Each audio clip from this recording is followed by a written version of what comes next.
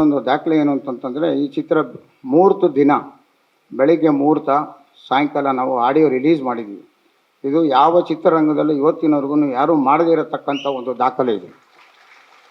ಆವತ್ತು ಸಾಯಂಕಾಲ audio release ಆಗಿ ಆಗಿನ ಕಾಲಕ್ಕೆ 1,00,000 ಕ್ಯಾಸೆಟ್ಟು ಬಿಡುಗಡೆ ಆಯಿತು ಅಂತೇಳಿ ಬಿಡುಗಡೆ ಆಗ ದಿನ ಸಾಯಂಕಾಲ ಪ್ಲಾಟಿನಮ್ ಡಿಸ್ಕ್ ಫಂಕ್ಷನ್ ಮಾಡಿದ್ದೀವಿ. ಅಂಥ ಒಂದು ದಾಖಲೆ ಇರತಕ್ಕಂಥ ಚಿತ್ರ 25 ವರ್ಷ ಆದಮೇಲೆ ಒಂದು ಫಂಕ್ಷನ್ ಮಾಡೋಣ ಅಂತ ಅಂದ್ಕೊಂಡು ನಾನು, ನಮ್ಮ ಸ್ನೇಹಿತರು ಹಾಗೂ ನಮ್ಮ ವೆಂಕಟೇಶ್ ಎಲ್ಲರೂ ಸೇರ್ಕೊಂಡು ಪ್ಲ್ಯಾನ್ ಮಾಡಿ ಈ ಸಮಾರಂಭನ ನಾವು ಆಯೋಜಿಸಿದ್ವಿ.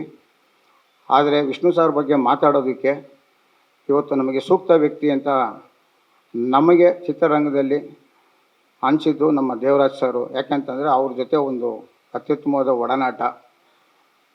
ಹಾಗೆ ಉಪೇಂದ್ರರವರು ಯಾವಾಗಲೂ ನಮ್ಮ ಸ್ನೇಹಲೋಕ ಬಳಗದಲ್ಲಿ ವಿಷ್ಣು ಸರ್ ಜೊತೆ ಯಾವಾಗಲೂ ಇರ್ತಿದ್ರು. ಅದೇ ರೀತಿ ಇನ್ನೊಂದು ಏನು ಅಂತಂದರೆ, ನೆಲಮಂಗಲ ರೂಪಾ ಥಿಯೇಟ್ರಲ್ಲಿ ವಿಷ್ಣು ಸರ್ ಕಟೌಟ್ಗೇ ಹಾರ ಹಾಕಿ ಹಾಲಭಿಷೇಕ ಮಾಡತಕ್ಕಂಥ ನಮ್ಮ ಗಣೇಶ್ ಅವರು. ಇವರೆಲ್ಲರ ಜೊತೆ ಇವತ್ತು ಸಮಾಜದಲ್ಲಿ ಭ್ರಷ್ಟರಿಗೆ ಸಿಂಹ ಸ್ವಪ್ನವಾಗಿ ನಮ್ಮ ಸಾಹಸ ಸಿಂಹ ಥರನೇ ಒಂದು ಕ್ಯಾರೆಕ್ಟರ್ ಏನೇನೋ ಪಬ್ಲಿಕ್ಕಲ್ಲಿ ಇವತ್ತು ಇದೆ ಅಂತಂದಕ್ಕೆ ಇವತ್ತು ನ್ಯಾಯಾಧೀಶರಾದಂಥ ನಮ್ಮ ಸಂತೋಷ್ ಹೆಗಡೆ ಸರ್ ಅವರು ಈ ಫಂಕ್ಷನ್ಗೆ ಫಸ್ಟು ನಾನು ಅವ್ರನ್ನ ಇನ್ವೈಟ್ ಮಾಡಿದೆ. ಯಾಕೆಂತಂದರೆ, ನಾನು ಉಪೇಂದ್ರ ಅವ್ರನ್ನ ಇನ್ವೈಟ್ ಮಾಡಿದಾಗ ಅವ್ರಿಗೆ ತಕ್ಕನಾಗಿ ಒಬ್ರು ಯಾರನ್ನ ಇರಬೇಕಲ್ಲ ಅಂದಾಗ ನನಗೆ ಕಾಣಿಸಿದ್ದು ಸಂತೋಷ್ ಹೆಗಡೆ ಸರ್. ಯಾಕೆ ಅಂತಂತಂದರೆ, ಇವತ್ತು ಉಪೇಂದ್ರ ಅವರು ಒಂದು ಸತ್ಯ ಘಟನೆಗಳನ್ನ ಇಟ್ಕೊಂಡು ಜನಕ್ಕೆ ಇವತ್ತು ಸತ್ಯವಾದ ಒಂದು ವಿಷಯಗಳನ್ನ ಅವರ ಇದ್ರ ಮುಖಾಂತರ ಹೇಳ್ತಾ ಇದ್ದಾರೆ. ಅಂಥ ವ್ಯಕ್ತಿಗಳ ಜೊತೆ ಸಂತೋಷ್ ಹೆಗಡೆ ಅವರು ಇರಬೇಕು ಅನ್ನೋದು ನನ್ನ ಆಸೆ ಇತ್ತು. ಸೊ ಅವ್ರನ್ನ ಫಸ್ಟು ಕಾಂಟ್ಯಾಕ್ಟ್ ಮಾಡಿ ಅವರು ಸಿಗ್ತಾರೋ ಇಲ್ಲವೋ ಕೈಗೆ ಅಂದ್ಕೊಂಡಿದ್ದೆ ಸಂತೋಷ್ ಹೆಗಡೆ ಸರ್ ಬಗ್ಗೆ. ಆದರೆ ಒಂದು ಫೋನ್ ಕಾಲ್ ಮಾಡಿದ ತಕ್ಷಣ ನೀವು ಈಗ ಬರೋಕ್ಕಾಗುತ್ತಾ ಅಂತ ಕೇಳಿದ್ರು. ಸರ್ ಖಂಡಿತ ಬರ್ತೀನಿ ಸರ್ ಅಂದೆ. ನಾನು ನಿಜವಾಗ್ಲೂ ಅವ್ರು ಒಂದು 2-3 ದಿನ ಆಗುತ್ತೆ ಅಪಾಯಿಂಟ್ಮೆಂಟ್ ಕೊಡೋಕ್ಕೆ ಅಂತ ಅಂದ್ಕೊಂಡೆ. ಆದರೆ ಅವರು ನನಗೆ 2 ನಿಮಿಷದಲ್ಲಿ ನೀವು 6 ಗಂಟೆಗೆ ಬನ್ನಿ ಮನೇಲಿ ಇರ್ತೀನಿ ಅಂತಂದ್ರು. ಅವರು ಎಷ್ಟು ಸಾದಾ ವ್ಯಕ್ತಿ ಆಗಿದ್ರು ಅಂತಂದರೆ, ಮನೆಗೆ ಹೋದಾಗ ನನ್ನ 10 ನಿಮಿಷದ ಮೇಲೂ ಕೂರಿಸ್ಲಿಲ್ಲ. ಆಯಿತು, ಏನು ಮಾಡಬೇಕು, ಈ ಥರ ಒಂದು ಕಾರ್ಯಕ್ರಮ ಯಾರು ಬರ್ತಾಯಿದ್ದಾರೆ ಸರ್, ನೀವು ಒಪ್ಕೊಂಡ್ರೆ ನಾನು ಈ ಥರ ದೇವರಾಜ್ ಸರ್ ಹತ್ರ ಮಾತಾಡಿದ್ದೀನಿ, ಉಪೇಂದ್ರ ಹತ್ರ ಮಾತಾಡಿದ್ದಿಲ್ಲ, ಖಂಡಿತ ನಾನು ಬರ್ತೀನಿ. ಅವರಿಗೆಲ್ಲೋ ಒಂದು ವಿಷಯದಲ್ಲಿ ಅವ್ರು ಎಷ್ಟು ಸೂಕ್ಷ್ಮವಾಗಿದ್ದಾರೆ ಅಂತಂದರೆ, ನಿನ್ನೆ ಬೆಳಿಗ್ಗೆ ನನಗೆ ಕಾಲ್ ಮಾಡಿದ್ರು. ಅವ್ರಿಗೆ ಏನಾಗೋಯ್ತು, ನಿನ್ನೆ ನಾವು ಫಂಕ್ಷನ್ ಮಾಡ್ತಾಯಿದ್ವಿ ಅಂತ ಅಂದ್ಬಿಟ್ಟು ನಿನ್ನೆ ಬೆಳಿಗ್ಗೆನೇ ನನಗೆ ಫೋನ್ ಮಾಡಿ, ಸರ್ ಇವತ್ತಲ್ವಾ ಪ್ರೋಗ್ರಾಮ್? ಇಲ್ಲ ಸರ್, ನಾಳೆ ಪ್ರೋಗ್ರಾಮ್. ಖಂಡಿತ ನೀವು ಗಾಡಿ ಕಳಿಸ್ಬೇಡಿ, ಏನೂ ಮಾಡಬೇಡಿ, ನಾನು ಕ್ಲೀನಾಗಿ 11 ಗಂಟೆಗೆ ಅಲ್ಲಿ ಇರ್ತೀನಿ ಅಂತೇಳಿ ಅವರು ನೇರವಾಗಿ ಈ ಫಂಕ್ಷನಿಗೆ ಬಂದಿರೋದಕ್ಕೆ ಅವ್ರನ್ನ ವೇದಿಕೆಗೆ ನಾನು ಸ್ವಾಗತ ಮಾಡ್ತಾಯಿದ್ದೀನಿ. ದಯವಿಟ್ಟು ವೇದಿಕೆಗೆ ಬರಬೇಕು ಅಂತಂತೇಳಿ ನಾನು ಕೇಳ್ಕೊತಾ ಇದ್ದೀನಿ.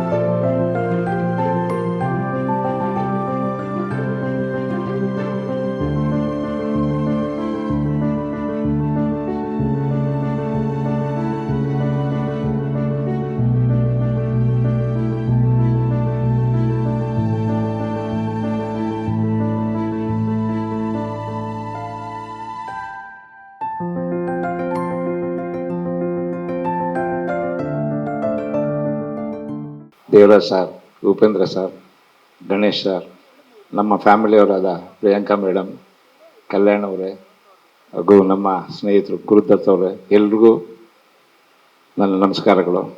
ಶಿಸ್ತು ಅಂದರೆ ವಿಷ್ಣು ಸಾರ್ ಅಂದ್ರೆ ಶಿಸ್ತು. ಆ ಶಿಸ್ತಿನ ಅಭಿಮಾನಿಗಳ ಸಿಪಾಯಿಗಳು ನೀವು, ನಿಮಗೆ ನನ್ನ ನಮಸ್ಕಾರಗಳು. ಈ ಸಮಯ ಯಾಕೆ ಕಳೆದಿದೆ ಅಂದರೆ ನಿಜವಾಗ್ಲೂ ನೆನೆಸ್ಕೊಂಡ್ರೆ ಭಾಳ ದುಃಖನೂ ಆಗುತ್ತೆ, ಭಾಳ ಕಷ್ಟ ಆಗುತ್ತೆ. ಸಿನಿಮಾ ಹಾಗೆ 25 ವರ್ಷ ಆಯಿತು. ಹಾಗೆ ಅವ್ರನ್ನ ದೈಹಿಕವಾಗಿ ಇದರಿಂದ ಹೋಗಿರೋದು 15 ವರ್ಷ ಆಗ್ತಾ ಬರ್ತಾ ಇದೆ. ಅವರು ಯಾವಾಗಲೂ ಸದಾ ನಮ್ಮಲ್ಲಿ ಇರ್ತಾರೆ ಅಂತ ಅವ್ರ ವಿಷಯವನ್ನು ಮಾತಾಡಬೇಕು ಅಂದಾಗ ಎಮೋಷ್ನಲ್ ಆಗಿಬಿಡ್ತೀವಿ. ಈಗ ಪ್ರಿಯಾಂಕಾ ಮೇಡಮ್ ಅದನ್ನೇ ಹೇಳ್ತಾರೆ, ತುಂಬ ಎಮೋಷ್ನಲ್ ಆಗಿಬಿಟ್ಟಿದ್ದೀನಿ ಅಂತ. ಎಮೋಷ್ನಲ್ ಆದಾಗ ಏನು ಮಾತಾಡಬೇಕು ಅನ್ನೋದೇ ಗೊತ್ತಾಗೋದಿಲ್ಲ ನಮಗೆ. ಯಾಕಂದರೆ ಅವರು ಶಿಸ್ತನ್ನು ನೋಡಿ ಕಲಿತಂಥವ್ರುಗಳಲ್ಲಿ ಅನೇಕರು ಇದ್ದಾರೆ. ಅದರಲ್ಲಿ ಈಗ ನಾನು ಹೇಳಿದೆ, ಈಗ ನಾನು ಇವರೆಲ್ಲರ ಜೊತೆನೂ ಕೆಲಸ ಮಾಡಿದ್ದೀನಿ. ಇವರೆಲ್ಲರೂ ಶಿಸ್ತಿನಲ್ಲಿ ಇರ್ತಕ್ಕಂಥವ್ರು, ನಮ್ಮ ಜೊತೆ ಇರ್ತಕ್ಕಂಥವ್ರು ಎಲ್ಲ. ಉಪೇಂದ್ರ ಅವರಾಗಿರ್ಬೋದು, ಗಣೇಶರಾಗಿರ್ಬೋದು, ದೇವರಾಜರಾಗಿರ್ಬೋದು ಎಲ್ಲ. ಪ್ರಿಯಾಂಕಾ ಮೇಡಮ್ ಅವ್ರದ್ದು ಹೇಳೋಕ್ಕೆ ಇಷ್ಟಪಡ್ತೀನಿ. ಈ ಸಿನಿಮಾ ನಾವು ಮಾಡುವಾಗ ಊಟಿನಲ್ಲಿ ಸಿನಿಮಾ ಸಾಂಗ್ ಮಾಡ್ತಾ ಇದ್ವಿ. ಕಾವೇರಿಗೆ ಕಾಲುಂಗರ ತೊಡಸಿ ಎಲ್ಲ ಅಂತ ಸಾಂಗನ್ನು ನೀವು ಕೇಳಿದ್ರು. ಅದನ್ನು ಕಲ್ಯಾಣ್ ಅವ್ರು ಹಾಡು ಬರ್ತಿರ್ತಕ್ಕಂಥದ್ದು. ಅದನ್ನು ಅಲ್ಲಿ ಒಂದು ಈ ರೈನ್ ಎಫೆಕ್ಟ್ ಒಂದು ಸೀನ್ ಇತ್ತು. ಸೀನಲ್ಲಿ ಮಾಡುವಾಗ ಅಲ್ಲಿ ಊಟಿ ಅಂದರೆ ಗೊತ್ತಿರುತ್ತೆ ನಿಮಗೆ, ಭಾಳ ಚಳಿ, ನಿಯರ್ ಟು ದಿ -ಡಿಗ್ರಿ ಅಂತ ಬರ್ತದೆ. ಇದನ್ನಲ್ಲಿ ನೈಟ್ ಶೂಟಿಂಗ್ ಮಾಡ್ತಾ ಇದ್ದೀವಿ. ನೈಟ್ ಶೂಟಿಂಗ್ ಮಾಡ್ತಾ ಇದ್ದಾಗ ಟ್ಯಾಂಕರ್ ತರಿಸಿ ಟ್ಯಾಂಕರಿಂದ ನೀರು ಹಾಕಿ ಇದು ಮಾಡಿದಾಗ ತುಂಬ ಚಳಿ ತಡೆಯೋಕ್ಕಾಗ್ತಾ ಇರಲಿಲ್ಲ. ಆ ಚಳಿನಲ್ಲಿ ಹಾಕಿದ್ರು. ಅದಾದ ನಂತರ ಆ ಚಳಿನಲ್ಲೇ ಅವರು ಆ್ಯಕ್ಟ್ ಮಾಡಿದ್ರು. ಅದಾದಮೇಲೆ ಏನಾಗೋಯ್ತು ಅಂದರೆ, ಈ ನಮ್ಮ ಪ್ರೊಡಕ್ಷನ್ನಲ್ಲಿದ್ದವರು, ಅವ್ರ ಜೊತೆಗಿದ್ದವ್ರು ಏನು ಮಾಡಿದ್ರು, ಅವರು ತಣ್ಣೀರಲ್ಲಿ ಆ್ಯಕ್ಟ್ ಮಾಡಿದ ತಕ್ಷಣ, ಆಚೆ ಬಂದ ತಕ್ಷಣ ಇಮಿಡಿಯೇಟಾಗಿ ಏನು ಮಾಡಿದ್ರು, ಚಳಿ ಆಗ್ತಾ ಇದೆಯಲ್ಲ ಅಂತ ಅಂದ್ಬಿಟ್ಟು ಬಿಸಿನೀರು ಮೈ ಮೇಲೆ ಹಾಕ್ಬಿಟ್ರು. ಬಿಸಿ ನೀರಾಗುತ್ತೆ ಅಂದ ತಕ್ಷಣ ಅದು ಯಾವಾಗಲೂ ಆ ಥರ ಹಾಕಬಾರ್ದು. ಇಮಿಡಿಯೇಟಾಗಿ ಬಿಸಿನೀರನ್ನು ಹಾಕ್ಬಾರ್ದು. ತಣ್ಣೀರೆಲ್ಲ ಬಂದ ತಕ್ಷಣ ಬಿಸಿನೀರು ಆದಾಗ ಅಲ್ಲಿ ಭಾಳ ಎಫೆಕ್ಟ್ ಆಯಿತು. ಅಂಥ ಚಳಿನಲ್ಲೂ ಅಂಥ ನಡುಗ್ತಾ ಇದ್ರು. ಅವಾಗ ಅವ್ರಿಗೆ ಮೈ ಹುಷಾರಿಲ್ದಂಗೆ ಆಯಿತು. ಇಮಿಡಿಯೇಟಾಗಿ ಹಾಸ್ಪಿಟ್ಲಿಗೆ ಕರ್ಕೊಂಡೋಗಿ ಅವ್ರನ್ನ ಕರ್ಕೊಂಬಂದಾಗ ವಿಷ್ಣು ಸಾರು ನಾವೆಲ್ಲ ಓಡೋಗಿ ತಿರ್ಗಾ ಟ್ರೀಟ್ಮೆಂಟ್ ಕೊಡಿಸಿ, ಮಾನ್ಯ ದಿವಸ ಬೇಡ ಡ್ಯಾನ್ಸ್ ಮಾಸ್ಟರ್ಗೆ ಹೇಳಿ, ಅವಾಗ ತಿರ್ಗಾ ನಾಳೆ ಸೀನ್ ಇತ್ತು, ಸಾಂಗ್ ಇತ್ತು, ಬೇಡ ನಾಳೆ ಬೇಡ ಮೇಡಮ್ ಅಂದರೆ ನೀವು ನಂಬೋದಿಲ್ಲ, ಹಠ ಮಾಡಿ ತಿರ್ಗಾ ಅವ್ರು ಬಂದರು. ಅವ್ರ ತಾಯಿಯವರು ಅದೇನೋ ಬೆಂಗಾಲಿನಲ್ಲಿ ಹೇಳ್ತಾ ಇದ್ರು. ಅವಾಗ ಇವ್ ಮಾತಾಡ್ತಾ ಇದ್ದಾಗ ನಾನು ಕೇಳಿದೆ, ಮೇಡಮ್, ನಾನು ಹಿಂದಿಲೂ ಮಾತಾಡ್ತಾ ಇದ್ದೆ ಮೇಡಮ್ ಹತ್ರ, ಕ್ಯಾವೋ ಮೇಡಮ್ ಕ್ಯಾವೋ ಅಂತ. ನೇ ಕುಚ್ ಬೋಲ್ ರೇ ಮೇಡಮ್, ಆಜಿನ ಕುಚ್ ಬೋಲ್ ರೇ, ಮೈ ಶೂಟಿಂಗ್ ಆರಾಮ್ ಅಂದರು. ನಮ್ಮಮ್ಮ ಏನೋ ಹೇಳ್ತಾರೆ, ಇಲ್ಲ ನಾನು ಶೂಟಿಂಗ್ ಬರ್ತೀನಿ, ನಾನು ಬಂದೇ ಬರ್ತೀನಿ ಅಂತ ಹೇಳಿದ್ರು. ಅವತ್ತಿಂದ ಹಠ ಮಾಡಿದ್ರು ಅವರು. ಆ ಒಂದು ಮೈ ಹುಷಾರಿಲ್ಲದೆ ಇದ್ರೂ ಬಂದಂಥ ಇದೆಯಾಗಲ್ಲ. ಬಂದಾಗ ವಿಷ್ಣು ಸಾರ್ ಹಿಂಗೆ ನೋಡ್ತಾ ಇದ್ರು. ಏನು ಸರ್ ಅಂದರೆ, ಅಲ್ಲ ಹೆಣ್ಮಗುಗೆ ನಿನ್ನೆ ತಾನೇ ಹಂಗೆ ಆಗೋಯ್ತು, ಆಗಲಿ ಇಮಿಡಿಯೇಟಾಗಿ ರೆಡಿಯಾಗಿ ಬಂದು ನೀವು ಶೂಟಿಂಗ್ ಮಾಡ್ತಾ ಇದ್ದೀರಲ್ಲ ನಾಗಣ, ಏನಿದು ಅಂದರು. ಇಲ್ಲ ಸರ್, ಅವರು ಕೇಳಿದೆ, ಅವ್ರ ಅಮ್ಮನಿಗೆ ಇವರೇ ಬೈತಾ ಇದ್ರು ಸರ್, ಇಷ್ಟು ಜನ ಯೂನಿಟ್ ಎಲ್ಲ ಇದ್ದಾರೆ, ನಮ್ಮ ಅಮ್ಮಂಗೆ ಗೊತ್ತಾಗೋದಿಲ್ಲ, ನಾನು ಮಾಡ್ತಿದ್ದೀನಿ ಅಂತೇಳಿ ಬಂದು ಶೂಟಿಂಗ್ ಮಾಡಿದ್ರು. ಇವೆಲ್ಲ ಒಂದು ನೆನಪುಗಳು. ಆವತ್ತಿನ ದಿವಸ ವಿಷ್ಣು ಸಾರು ಬೇಡ ಪ್ಯಾಕಪ್ ಮಾಡಿಬಿಟ್ರೆ ಹೆಂಗೆ ಅಂತಂದರು. ಇಲ್ಲ ಸರ್, ಅವರು ಮೇಡಮ್ ಅಂತ ಇವರು ಹೇಳಿದ, ನೈ ಮೈ ಕರುಂಗ ಸರ್ ಅಂತ ಹೇಳಿ ವಿಷ್ಣು ಸಾರ್ ಹತ್ರ ಹೇಳಿ ಸೀನನ್ನೇ ಮಾಡಿದ್ವಿ. ಸಾರ್ ಅಲ್ಲ, ನಿಮ್ಮ ಮೊದಲು ಎಷ್ಟು ನಡೆಯೋಳಗೆ ಕಳ್ಸಿಕೊಟ್ರಿ. ನಿಮ್ಮ ಶ್ರೀರಂಗಪಟ್ಟಣದ ಶೂಟಿಂಗ್ ಮಾಡೋ ನಾನು ಬಂದಿದ್ದೆ. ಅದೇ ನಾನು ಶ್ರೀರಂಗಪಟ್ಟಣದ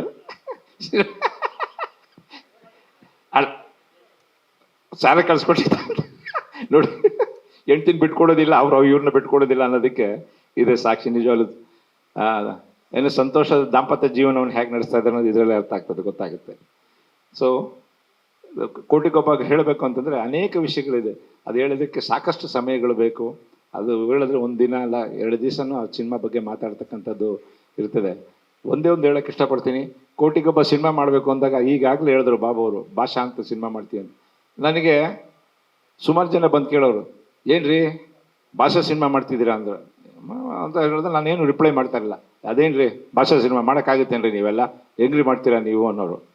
ಆವಾಗ ನಾನು ಯೋಚನೆ ಮಾಡಿ ಹೇಳ್ತಿದ್ದೆ, ಏನು ಮಾತಾಡೋದಲ್ಲ ಹೇಳ್ರಿ ಅಂದರು. ನಾನಂದೆ, ಇಲ್ಲ ಸರ್, ನಾನು ಕೋಟಿಗೊಬ್ಬ ಅನ್ನೋ ಸಿನಿಮಾ ಮಾಡ್ತಾ ಇದ್ದೀನಿ ಸರ್ ಅಂದೆ. ನಾವು ಕೋಟಿಗೊಬ್ಬ ಸಿನಿಮಾ ಮಾಡ್ತಾ ಇದ್ದೀವಿ ಅಂತ. ಅದು ಆ ಸಿನಿಮಾ ಆಗಿದ್ದು ಒಂದು ಇತಿಹಾಸ ಅಂತ ಈಗಾಗಲೇ ಬಾಬು ಅವರು ಹೇಳಿದ್ದಾರೆ. 51 ದಿವಸದಲ್ಲಿ ಸಿನಿಮಾವನ್ನು ಮಾಡಿದ್ವಿ ನಾವು. 51 ಡೇಸಲ್ಲಿ ಸಿನಿಮಾವನ್ನು ಮುಗಿಸಿದ್ವಿ ನಾವು. 114ನೇ ದಿವಸದಲ್ಲಿ ಸಿನಿಮಾ ರಿಲೀಸ್ ಮಾಡಿದ್ದೀವಿ. ಇದರಲ್ಲಿ ಒಂದು ಎಕನಾಮಿಕ್ಸ್ ಕೂಡ ಇದೆ, ಇದರಲ್ಲಿ ಒಂದು ಸೀಕ್ರೆಟ್ ಇದೆ ಎಕನಾಮಿಕ್ಸ್. ಏನಂತಂದರೆ ನಾವು ಫೈನಾನ್ಸ್ ತೊಗೊಂಡ್ರೆ 4 ತಿಂಗಳಲ್ಲಿ ಫೈನಾನ್ಸ್ಗೆ ನಾವು ದುಡ್ಡನ್ನು ಕೊಡಬೇಕು, 120 ದಿವಸದಲ್ಲಿ ಕೊಡಬೇಕು. ಸೊ ಒಂದು ದಿವಸ ಹೆಚ್ಚಾದರೂ ತಿರ್ಗಿ ಬಡ್ಡಿ ಮುಂದಕ್ಕೆ ಹೋಗ್ತದೆ. ಇವೆಲ್ಲ ಎಕನಾಮಿಕ್ಸ್ ಕೂಡ ಮನೆಯಲ್ಲಿ ಎಲ್ರಿಗೂ ಇದ್ದಿದ್ದಂಥದ್ದು. ಬಟ್ ಆದರೆ ಆ ಶಿಸ್ತು ಅಂತ ಹೇಳಿದ್ನಲ್ಲ, ಆ ಶಿಸ್ತಿನಲ್ಲಿ ನಾವು 51 ದಿವಸದಲ್ಲಿ ಸಿನಿಮಾವನ್ನು ಮುಗಿಸಿದ್ವಿ. 114ನೇ ದಿವಸಕ್ಕೆ ಸಿನಿಮಾವನ್ನು ರಿಲೀಸ್ ಮಾಡಿದ್ವಿ. 114ನೇ ದಿವಸ ರಿಲೀಸ್ ಆದಮೇಲೆ ಆ ಸಿನಿಮಾ 100 ದಿವಸ ಹೆಂಗೋಯ್ತು ಅನ್ನೋದು ನಿಮಗೆ ಎಲ್ಲ ಗೊತ್ತಿದೆ. ನೀವೆಲ್ಲ ಯಾವ ರೀತಿ ನೀವೆಲ್ಲ ಅದನ್ನು ಇಟ್ಕೊಂಡು ಮೆರವಣಿಗೆ ಮಾಡಿದಂಥ ಚಿತ್ರ ಕೋಟಿಗೊಬ್ಬ. ನಮ್ಮ ಭಾರತಿ ಮೇಡಮ್ ಅವರು ಹೇಳಿದಾಗ ಕೋಟಿಗೊಬ್ಬ ಆಗೋದಕ್ಕೆ ಕಾರಣಕರ್ತರು ನೀವು ಅಂತ ಆಗ್ಬೋದು ಈಗಾಗಲೇ ಅನ್ನೋದು ಸತ್ಯ ಅನ್ನೋದು ಇದೆ. ನೀವೆಲ್ಲ ಅಭಿಮಾನಿ ದೇವರುಗಳು ಅಂತ ಹೇಳ್ತಾರಲ್ಲ, ಅದನ್ನು ಶಿಸ್ತಿನ ಸಿಪಾಯಿಗಳು ನೀವು. ಈ ಚಿತ್ರದ ಸಕ್ಸಸ್ಗೆ ಕಾರಣಕರ್ತರಾದರು ನೀವು. ಈಗ ಮತ್ತೊಮ್ಮೆ ಮಗದೊಮ್ಮೆ ಬಾಬು ಅವರು ಆ ಸಿನಿಮಾವನ್ನು, ಬಾಬು ಅವರು ವೆಂಕಟೇಶ್ ಅವರು ಎಲ್ಲ ಸೇರಿ ಈಗ ಆ ಸಿನಿಮಾವನ್ನು ರಿಲೀಸ್ ಮಾಡ್ತಾರೆ. ರಿಲೀಸ್ ಮಾಡಿದ್ರೆ ನೀವು ನೋಡಿ ತಿರ್ಗಿ ಅದೇ ಯಶಸ್ಸನ್ನು ಬರುತ್ತೆ ಅಂತ ನಾನು ನಂಬ್ಕೊಂಡಿದ್ದೀನಿ. ಈಗಾಗಲೇ ಸಾಕಷ್ಟು ಸಮಯ ಆಗಿದೆ, ಈಗೆಲ್ಲರೂ ಮಾತಾಡೋರಿದ್ದಾರೆ. ನಾನು ಆಮೇಲೆ ಒಂದೇ ಒಂದು ಸಣ್ಣ ವಿಷಯ ಹೇಳ್ಬಿಡ್ತೀನಿ. ಮೊದಲನೇ ನಮ್ಮ ಬಾಬು ಅವ್ರು ಸೀಕ್ರೆಟ್ ಬಿಟ್ಕೊಟ್ಬಿಟ್ರು. ನಾನು ಸೀಕ್ರೆಟ್ನ ಬಿಡಬಾರ್ದು ಅಂತಿದ್ದೆ. ಒಬ್ಬ ವ್ಯಕ್ತಿಗೆ ಚಿಕ್ಕ ವಯಸ್ಸಲ್ಲಿದ್ದಾಗ ಅಥವಾ ಬೆಳೀತಾ ಇದ್ದಾಗ ಒಂದು ಯವನದ ಸ್ಥಿತಿಗೆ ಬಂದಾಗ ಒಬ್ಬನಿಗೆ ಅವನ ಮನಸ್ಸಲ್ಲಿ ಒಬ್ಬ ನಾಯಕ ಅಂತ ಇರ್ತಾನೆ, ಒಬ್ಬರು ಇನ್ಸ್ಪಿರೇಷನ್ ಇರ್ತಾರೆ. ಆ ಇನ್ಸ್ಪಿರೇಷನಲ್ಲಿದ್ದ ಒಂದು ಯುವಕ ಇದ್ದ.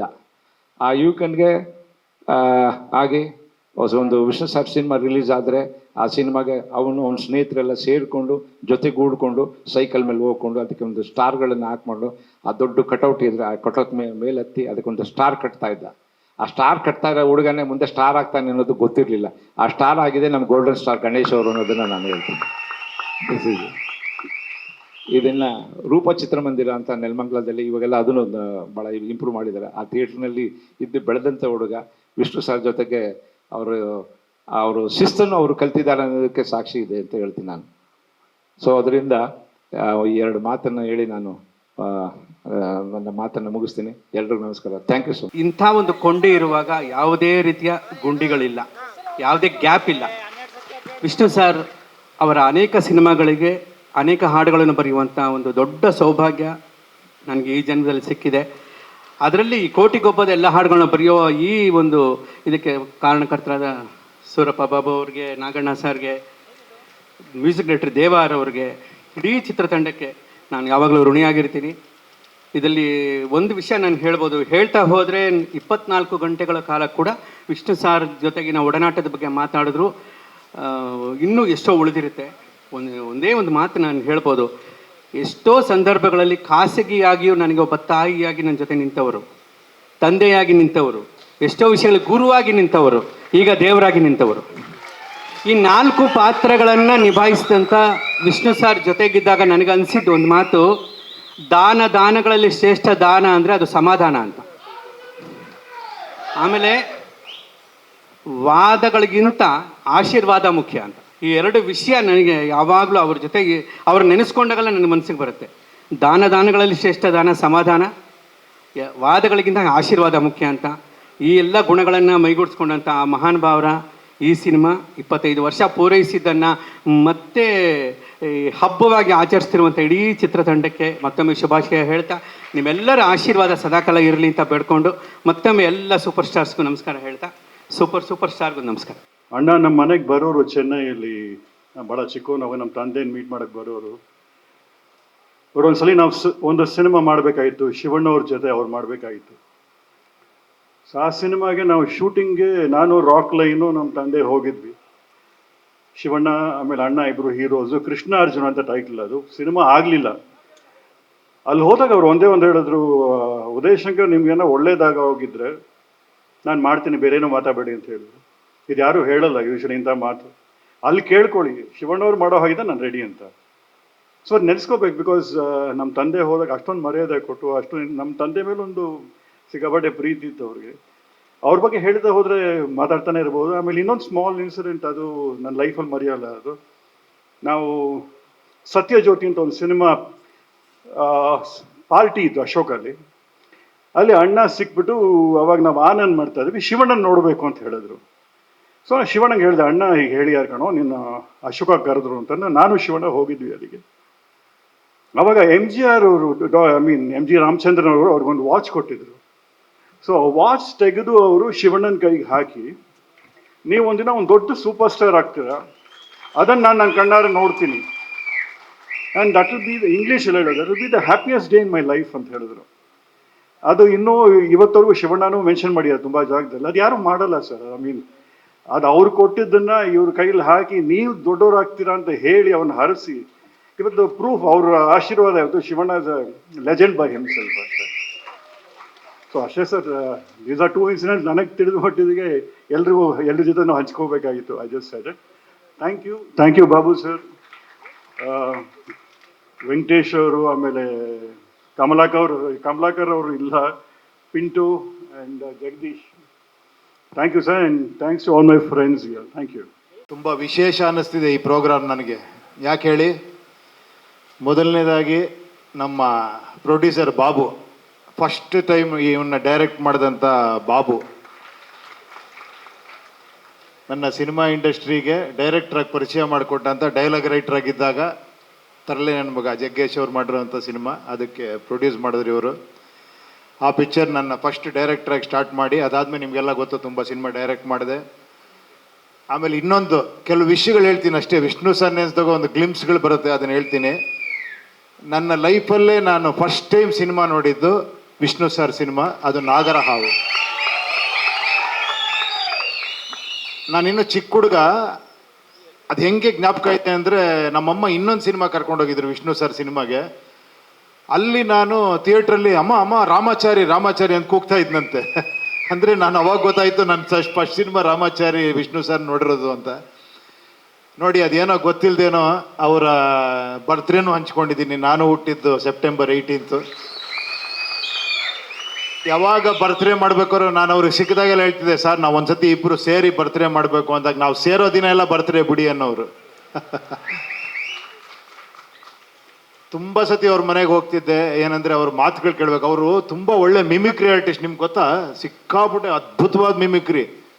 ಎಲ್ಲರನ್ನು ಹೆಂಗೆ ಮಿಮಿಕ್ರಿ ಇಮಿಟೇಟ್ ಮಾಡೋರು ಅಂದರೆ, ನಾನೀಗ 1 hour ನೋಡ್ತಾ ಅವ್ರನ್ನ ಕೂತ್ಕೊಂಡ್ಬಿಡ್ತಿದ್ದೆ, ಅಷ್ಟು ಚೆನ್ನಾಗಿ ಮಾಡೋರು ಅವರು. ಅದ್ರ ಮಧ್ಯದಲ್ಲಿ ಒಳ್ಳೆ ಡೈಲಾಗ್ ಹೇಳೋರು ನಿಜವಾಗ್ಲು. ಏನಂದರೆ ಎಷ್ಟು ಚೆನ್ನಾಗಿತ್ತಂದರೆ, ಅದೆಲ್ಲ ಗೊತ್ತಿರ್ಬೋದು ನಿಮಗೆ, ಭಾಳ ಫೇಮಸ್ ಡೈಲಾಗು. ಒಬ್ಬ ಮನುಷ್ಯನಿಗೆ ಯೋಗ ಬರುತ್ತೆ, ಅದನ್ನು ಉಳಿಸ್ಕೊಳ್ಳೋ ಯೋಗ್ಯತೆ ಇರಬೇಕು. ಯೋಗ್ಯತೆ ಎರಡೂ ಇದ್ರೇ ಈ ಸಿನಿಮಾ ರಂಗದಲ್ಲಿ ಜನ ಚಪ್ಪಾಳೆ ತಟ್ಟೋದು ಅಂತ. ಅದಾದ್ಮೇಲೆ ಇನ್ನೊಂದು ವಿಷಯ ಹೇಳೋರು, ಅವನ್ನ ಸಂಪೂರ್ಣ ಒಪ್ಕೊಳ್ಳಿ, ಅವನ್ನ ನಿಮ್ಮ ಸಂಪೂರ್ಣವಾಗಿ ಅಪ್ಕೊಂತಾನೆ ಅಂತ.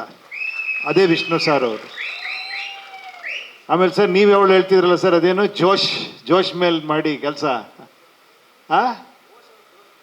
ಹೋಶ್ ಅವ್ರ ಜೋಶ್ ಅಲ್ವಾ. ಏನಂದರೆ ಸ್ಟ್ರೆಸ್ ಮಾಡ್ಕೊಂಡು ಸಿನಿಮಾ ಮಾಡಬೇಡಿ, ಖುಷಿಯಾಗಿ ಸಿನಿಮಾ ಮಾಡಿ ಅಂತ ಎಲ್ಲರನ್ನೂ ಖುಷಿಯಾಗಿಡೋರು. ಒಂದೇ ಒಂದು ಭಾಳ ವಿಶೇಷ ನನಗೆ ಯಾವಳು ಅನ್ಸೋದೇನೆಂದರೆ, ಸಿನಿಮಾಲಿ ಆಡಿಯನ್ಸ್ ಹೋಗಿ ಪಿಕ್ಚರ್ ನೋಡಿ ಒಬ್ಬ ಸ್ಟಾರಿಗೆ ಅಭಿಮಾನಿ ಆಗ್ತಾರೆ, ಅದು ಮಾಮೂಲಿ. ಬಟ್ ಇವ್ರ ವಿಶೇಷ ಏನು ಅಂದರೆ, ಇವ್ರ ಜೊತೆ ಪಿಕ್ಚರ್ ಮಾಡಿರೋ ಪ್ರೊಡ್ಯೂಸರ್ ಎಲ್ಲರೂ ಫ್ಯಾನ್ಸೇ ಇವ್ರಿಗೆ.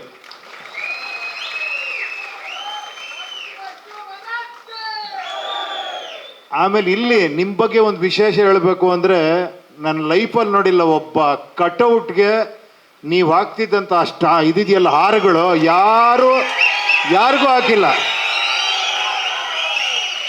ಅದು ಯಾವಳು ಅವ್ರ ಕಟೌಟ್ ಅಂದ್ರೇ ಆ ಥರ ಮೇಲಿಂದ ಕೆಳಗಡೆಯವ್ರಿಗೆ ಹಾರ ಹಾಕಿ ಸಂಭ್ರಮಿಸ್ತಾ ಇದ್ರಿ.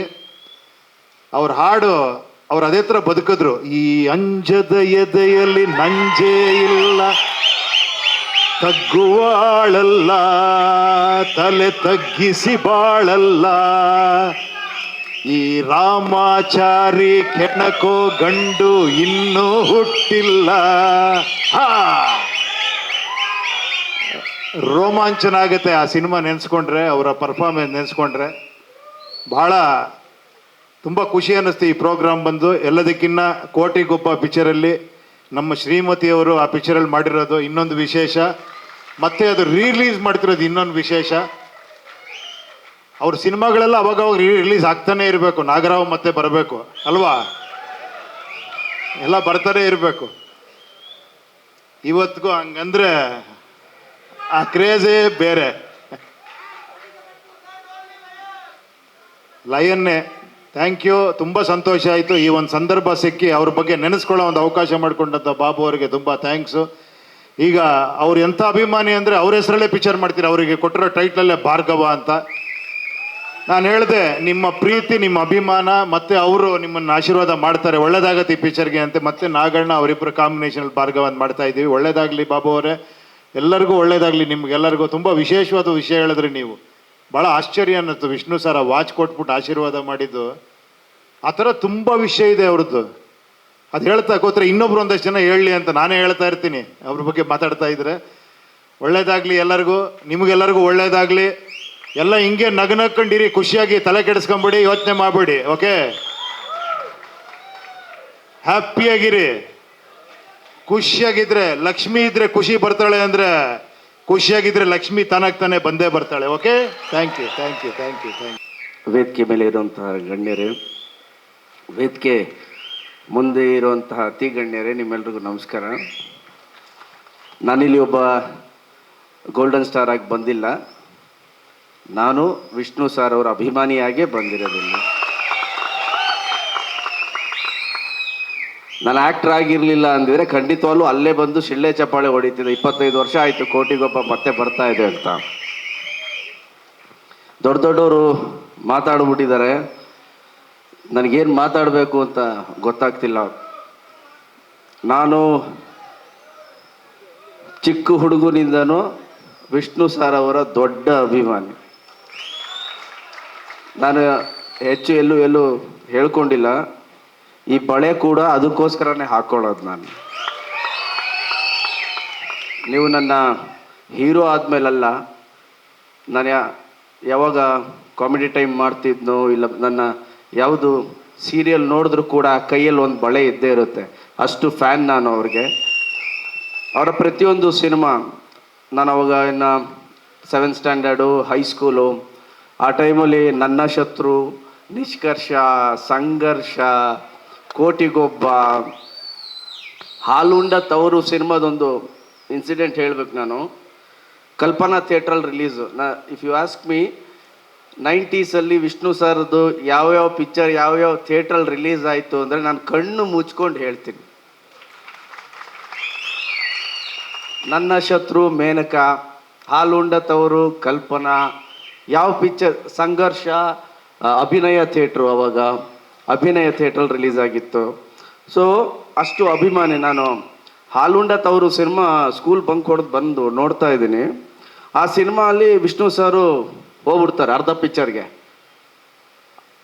ಅವ್ರು ಹೋಗಿದ ತಕ್ಷಣ ಥಿಯೇಟ್ರಿಂದ ಆಚೆ ಬಂದ್ಬಿಟ್ಟೆ ನಾನು. ಏನ್ರಿ ಹಿಂಗೆ ಮಾಡ್ತಾರೆ ಇವರು ಅಂತ. ಸೊ ಆ ಥರದ್ದೊಬ್ಬ ಫ್ಯಾನ್ ನಾನು. ನನಗೆ ಹೆಚ್ಚು ಅವ್ರ ಜೊತೆ ಕಾಲ ಕಳೆಯುವಂಥ ಒಂದು ಒಳ್ಳೆ ಅವಕಾಶ ಸಿಕ್ಕಲಿಲ್ಲ. ಬಟ್ ನಾನು ಹೀರೋ ಆದಮೇಲೆ ನಾನು ಅರಮನೆ ಪಿಕ್ಚರ್ ಮಾಡಬೇಕಾದ್ರೆ 1 ವರ್ಷ ಮುಂಗಾರು ಮಳೆ, ಆವಾಗ ನಾನು ಹೇಳಿದೆ ನಾನು ವಿಷ್ಣು ಸರ್ನ ನೋಡಬೇಕು ಅಂತ. ಇಲ್ಲ ವಿಷ್ಣು ಸರ್ ಆ ಹುಡುಗನ ಕರ್ಕೊಂಬನ್ನಿ, ನಾನು ನೋಡಬೇಕು ಅಂತಿದ್ದಾರೆ, ಬನ್ನಿ ಅಂತ ಕರ್ಕೊಂಡು ಹೋದರು. ಸೊ ಅವ್ರ ಮನೆ ಗೇಟ್ ಓಪನ್ ಆಗಿದ ತಕ್ಷಣ ಒಳಗೋದೆ ಲಾನ್ ಹತ್ರ. ವಿಷ್ಣು ಸರ್ ಆಚೆ ಬಂದರು. ಅರ್ಧ ಗಂಟೆ ನಾನು ಮಾತಾಡಲಿಲ್ಲ, ಸುಮ್ಮನೆ ನೋಡ್ಕೊಂಡು ಕೂತ್ಕೊಂಡಿದ್ದೆ. ಅಂದರೆ ನನ್ನ ತಲೆಯಲ್ಲಿ ಹಿಂದೆ ಬ್ಯಾಕ್ಗ್ರೌಂಡಲ್ಲಿ ಓಡ್ತಾನೆ ಇತ್ತು ಡ್ಯಾಡ ಡ್ಯಾಡ ಡ್ಯಾಡ ಡ್ಯಾಡ ಡ್ಯಾ ಅಂತ. ಏನು ಅಂದರೆ ನಾನು ರೂಪಾ ಥಿಯೇಟ್ರ್ ಮುಂದೆ ಬ್ಲ್ಯಾಕ್ ಟಿಕೆಟ್ ತೊಗೊಂಡು ಪಿಕ್ಚರ್ ನೋಡಿದ್ದು, ಇಲ್ಲ ಒಂದಷ್ಟು ಟಿಕೆಟ್ ತೊಗೊಂಡು ಕಟ್ಔಟ್ಗೆ ಹೂನಾರ ಹಾಕಿದ್ದು, ಮೇನ್ಕಾ ಥಿಯೇಟ್ರ್ ಮುಂದೆ ಸ್ಟಾರ್ ಕಟ್ಟಿದ್ದು, ಸ್ನೇಹಿತರೆಲ್ಲ ಸೇರಿಕೊಂಡು ಇವತ್ತು ಹೌಸ್ಫುಲ್ ಆಗಿಲ್ಲ ಅಂತಿದ್ದು, ಹೌಸ್ಫುಲ್ ಮಾಡಲೇಬೇಕು, ಸೆಕೆಂಡ್ ಶೋ ಮಾಡು, ಇನ್ನು 10 ಟಿಕೆಟ್ ಇದೆ ತೊಗೊಂಬಿಡು, ನಡಿ ಅಂತ ಮಾಡಿದ್ದು. ಎವ್ರಿಥಿಂಗ್ ಎಲ್ಲ ಪಟ ಪಟ ಪಟ ಪಟ ಪಟ ಪಟ ಅಂತ ಹೋಗ್ತಾ ಇತ್ತು ನನ್ನ ತಲೆಯಲ್ಲಿ. ಅಂದರೆ ಹೌಸ್ಫುಲ್ ಅಂದರೆ ನಮ್ಮ ತಾಲೂಕ್ ಸೆಂಟರ್ಸಲ್ಲಿ ಅವಾಗೆಲ್ಲ ಸೆಕೆಂಡ್ ಶೋಗೆ ಜಾಸ್ತಿ ಜನ ಇರ್ತಿರ್ಲಿಲ್ಲ. ಸೊ ಬೆಂಗಳೂರಿಗೆ ಬಂದ್ರಂತೂ 8 ಶೋ ಕನ್ಫರ್ಮ್ ನಂದು. Morning show, matinee, first show, second show. ಮತ್ತು ನೆಕ್ಸ್ಟ್ ಡೇ ಶನಿವಾರ morning show, matinee, first show, second show. ಭಾನುವಾರ ಥಿಯೇಟ್ರಲ್ಲಿ ಸೈಡಲ್ಲಿ ನಿಂತ್ಕೊಂಡು ನಾನು ನಮ್ಮ ಒಂದು 20-25 ಜನ ಫ್ರೆಂಡ್ಸ್ ಎಲ್ಲ ಯಾವ್ಯಾವ ಸೀನ್ಗೆ ಎಷ್ಟು ಶಿಳ್ಳೆ ಚಪ್ಪಾಳೆ ಹೊಡೆಯುತ್ತೆ, ಪಿಕ್ಚರ್ಗಿಂತ ಇವ್ರು ನೋಡೋದು ಅಲ್ಲಿ ನೋಡೋದು, ಆ ಥರ ಖುಷಿ ಪಡ್ತಿದ್ವಿ ವಿಷ್ಣು ಸರ್ ಆ್ಯಕ್ಟಿಂಗ್ ನೋಡಿ. ಸೊ ಅದು ಪ್ರತಿಯೊಂದು ನನ್ನ ತಲೆಯಲ್ಲಿ ಬರೋದಕ್ಕೆ ಶುರು ಆಯಿತು. ಸೊ ಕೂತ್ಕೊಂಡು ಮಾತಾಡಿದಾಗ ಅವ್ರಿಗೆ ಹೇಳಿದ್ದೆ, ಸರ್ ಅಣ್ಣ ಈ ಬಳೆ ಅದನ್ನು ನೋಡಿ ಹಾಕ್ಕೊಳ್ಳೋದು ನಾನು. ನೀವು ಬೀದರ್ಗೆ ಹೋದಾಗ ಅಲ್ಲಿ ಗುರುದ್ವಾರದಲ್ಲಿ ಕೊಟ್ರಲ್ಲ ನಿಮ್ಗೆ ಇದನ್ನ ನೋಡಿ ನನಗೆ ಕೊಟ್ಟರು ಅಂತ ನೀವೊಂದು ಇಂಟರ್ವ್ಯೂವಲ್ಲಿ ಹೇಳಿದ್ರಿ. ಅದನ್ನ ನೋಡ್ಬಿಟ್ಟು ನಾನು ಹಾಕ್ಕೋಬೇಕು ಅಂತ ಹಾಕೋತಾ ಇದ್ದೀನಿ ಅಣ್ಣ. ನೋಡ್ತಾ ಇದ್ರು. ಕೊನೆಗೆ ಒಂದು ವಿಷಯ ಹೇಳಿದ್ರು, ಸಂತೋಷವಾಗಿ ಕಾಣಿಸ್ಕೊಳ್ಳೋದು ಬೇರೆ, ಸಂತೋಷವಾಗಿ ಇರೋದು ಬೇರೆ. ನೋಡಿದೆ ನೋಡಿ ಗಣೇಶ್, ಸಂತೋಷವಾಗಿ ಇರೋದು ಬೇರೆ, ಸಂತೋಷವಾಗಿ ಕಾಣಿಸ್ಕೊಳ್ಳೋದು ಬೇರೆ. ಯಾವಾಗಲೂ ಸಂತೋಷವಾಗಿ ಇರೋ ಥರ ಕಾಣಿಸ್ಕೋಬೇಡಿ, ಸಂತೋಷವಾಗಿರಿ. ಸೊ ಅದು ನನ್ನ ತಲೆಯಲ್ಲಿ ಯಾವಾಗಲೂ ಓಡ್ತಾನೇ ಇರುತ್ತೆ. ಯಾಕೆ ಸುಮ್ಮನೆ ಸಂತೋಷವಾಗಿ ಕಾಣಿಸ್ಕೋಬೇಕು, ಸಂತೋಷವಾಗಿ ಇರಬೇಕೆಲ್ಲರೂ. ಉಪ್ಪಿ ಸರ್ ಹೇಳಿದ್ರಲ್ಲ, ಹ್ಯಾಪಿಯಾಗಿರಿ ಗುರುವೇ, ಹ್ಯಾಪಿಯಾಗಿರಿ ಅಂತ. ನನಗೇನು ಖುಷಿ ಅಂದರೆ, ನನ್ನ ಚೈಲ್ಡ್ಹುಡ್ ಡೇಸಲ್ಲಿ,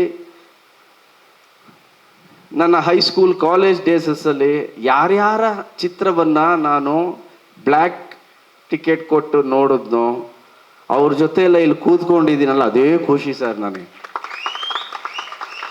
ಒಂದು ಗೋಲಿಬಾರ್ ಆಗಿರ್ಬೋದು, ಲಾಕಪ್ ಡೆತ್ ಆಗಿರ್ಬೋದು, ಓಮ್ ಆಗಿರ್ಬೋದು, ಉಪೇಂದ್ರ ಎ ಆಗಿರ್ಬೋದು, ಇವ್ರುಗಳು ಸಿನಿಮಾ ಎಲ್ಲ ಬ್ಲ್ಯಾಕಲ್ಲಿ ಕೂತ್ಕೊಂಡು ಕೊಟ್ಟು ನೋಡಿದಂಥ ಅಭಿಮಾನಿ ನಾನು.